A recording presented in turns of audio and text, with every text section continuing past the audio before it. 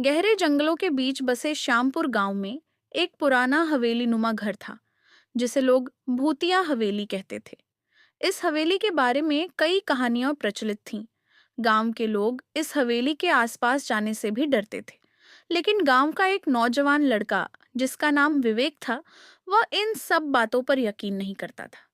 विवेक एक महत्वाकांक्षी लेखक था, जो डरावनी कहानियां लिखने के लिए सच्चे डर की अनुभव की तलाश में था। एक दिन वह अपने दोस्त रवि के साथ रात में हवेली के पास जा पहुंचा। चारों ओर घना जंगल था और हवेली के पुराने दरवाजे की चरमराती आवाज सुनाई दी।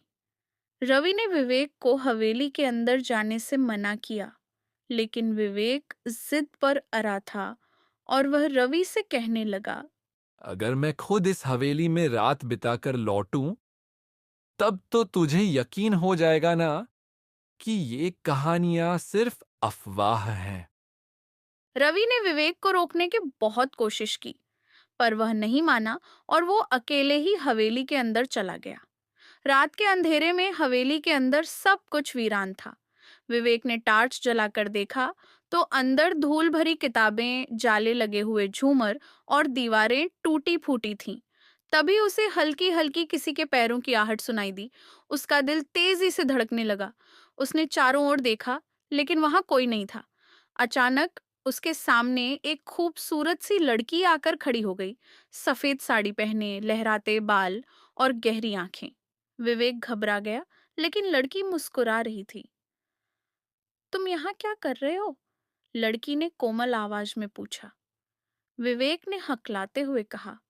मैं एक लेखक हूं, मुझे भूतिया कहानियां लिखनी है, इसलिए यहां आया हूं। लड़की हंस पड़ी। तुम्हें डर नहीं लगता? डर कैसा? विवेक ने मुस्कान के साथ जवाब दिया। अगर मैं तुमसे कहूं कि मैं भी इस हवेली की कहानी का एक हिस्सा हूं।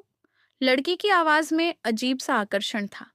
विवेक को अजीब लगा, लेकिन उसे लड़की में एक रहस्यमयी आकर्षण महसूस हुआ। उसका नाम रूही था। धीरे धीरे दोनों की बातें बढ़ती गईं और विवेक को यह एहसास हुआ कि वह रूही की ओर खिंचने लगा है। इस घटना के बाद से विवेक हर रात हवेली में जाने लगा और रूही से मिलने लगा, और दोनों घंटों बातें करते। एक दिन गांव के एक बुजुर्ग पंडित रघुनाथ ने विवेक को बुलाया और विवेक से बोले, बेटा, मैं जानता हूं कि तुम हर रात हवेली में उस लड़की से मिलने जाते हो। तुम्हें वहां नहीं जाना चाहिए। विवेक ने पूछा। लेकिन क्यों पंडित जी? पंडित जी ने गहरी सांस ली और बोले, आज से 50 साल पहले उस हवेली में एक नवविवाहित जोड़ा रहता था, रूही और अर्जुन। रूही बहुत ही सुंदर लड़की थी, लेकिन उसकी सौंदर्य पर हवेली के मालिक ठाकुर रणवीर की बुरी नजर थी। जब अर्जुन को यह बात पता चली, तो उसने ठाकुर का विरोध किया। गुस्से में ठाकुर ने अर्जुन की हत्या करवा दी और रूही को जबरदस्ती पाने की कोशिश की, लेकिन रूही ने आत्महत्या कर ली। तब से उसकी आत्मा हवेली में भटक रही है। विवेक के रोंगटे खड़े हो गए, क्योंकि वह अभी तक रूही को एक आम लड़की ही समझ रहा था। दोनों साथ में बैठकर एक दूसरे से घंटों बातें किया करते थे। इस बीच उसको कभी भी यह एहसास नहीं हुआ कि रूही कोई इंसान नहीं, बल्कि एक आत्मा है। उसने पंडित जी से कहा। लेकिन वह तो बिल्कुल सामान्य इंसान की तरह लगती है। पंडित जी ने गंभीर स्वर में कहा, क्योंकि वह प्यार की तलाश में है, जो उसे उस जीवन में नहीं मिला। पंडित जी की बात सुनने के बाद भी उस रात विवेक फिर से हवेली जा पहुंचा, तो उसने देखा कि रूही हमेशा की तरह उसका इंतजार कर रही थी। लेकिन इस बार रूही की आंखों में उदासी थी। रूही विवेक को देखकर उसके पास आकर खड़ी हो जाती है और कहती है, विवेक, तुम अब यहाँ मत आना, लेकिन क्यों?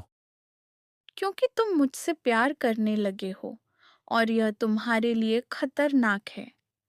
विवेक ने रूही का हाथ थाम लिया और रूही से कहने लगा। मुझे फर्क नहीं पड़ता कि तुम आत्मा हो या इंसान। मैं तुमसे सच्चा प्यार करता हूं। अगर तुम्हारी आत्मा अधूरी है, तो मैं उसे पूरा करूंगा। रूही की आंखों से आंसू बहने लगे। लेकिन अगर तुमने मुझसे प्यार किया तो तुम भी इस हवेली में हमेशा के लिए कैद हो जाओगे। तभी हवेली के अंदर हवा तेजी से चलने लगी। कमरे में रखी पुरानी तस्वीरें जमीन पर गिरने लगीं। अचानक एक परछाई प्रकट हुई, ठाकुर रणवीर की भयानक आत्मा। तुम मेरी रूही को मुझसे नहीं छीन सकते। ठाकुर रणबीर की आवाज हवेली की दीवारों से टकराई।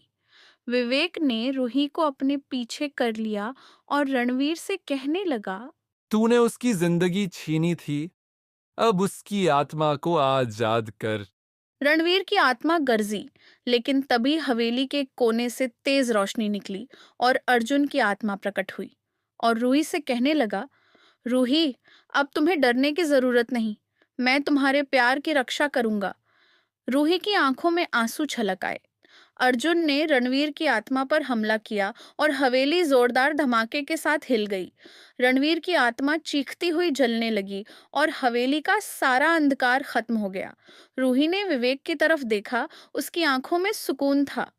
अब मेरी आत्मा मुक्त हो रही है। विवेक, तुम्हारा प्यार मेरी आखिरी इच्छा थी।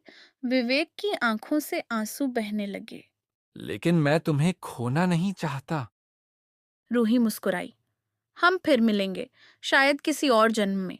धीरे धीरे उसकी आत्मा रोशनी में बदलकर गायब हो गई। हवेली अब पहले जैसी डरावनी नहीं रही। विवेक ने अपनी किताब पूरी की, जिसका नाम था प्रेम और प्रेत। लेकिन उसके दिल में अब भी रूही की यादें जिंदा थीं। शायद किसी और जन्म में उनका प्यार फिर से मुकम्मल हो।